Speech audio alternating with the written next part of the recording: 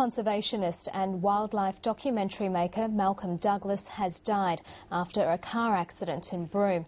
The 69-year-old was one of the first filmmakers to bring the wildlife of Australia's far north to a national audience and made more than 50 documentaries in a career spanning 5 decades. His family says he was too young to die, as he was still so full of life and dreams.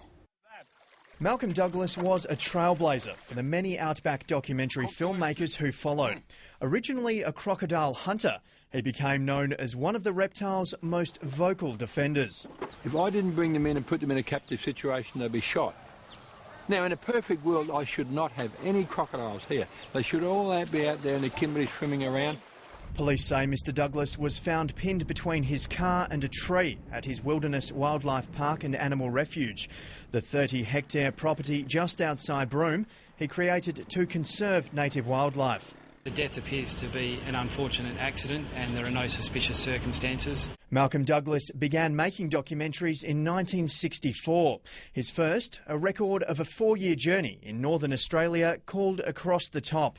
We didn't have a clue what we were doing. All we did, we went down to Kodak, we bought a roll of Kodachrome tube, we bought the old film, put it in, we ran it, oh yes, it was in focus, so away we went.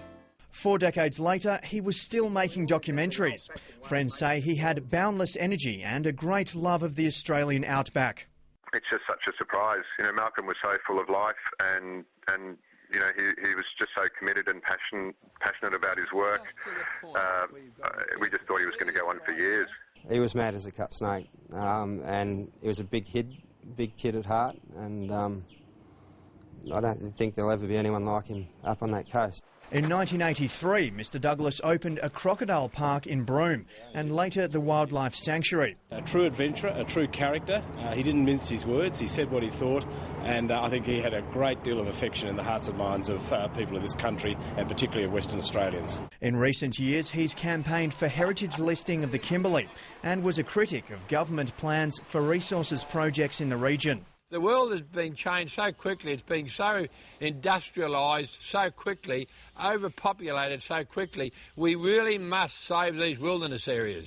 Mr Douglas leaves behind his wife Valerie and 2 grown children. It's still unclear what caused the early morning tragedy. James McHale, ABC News.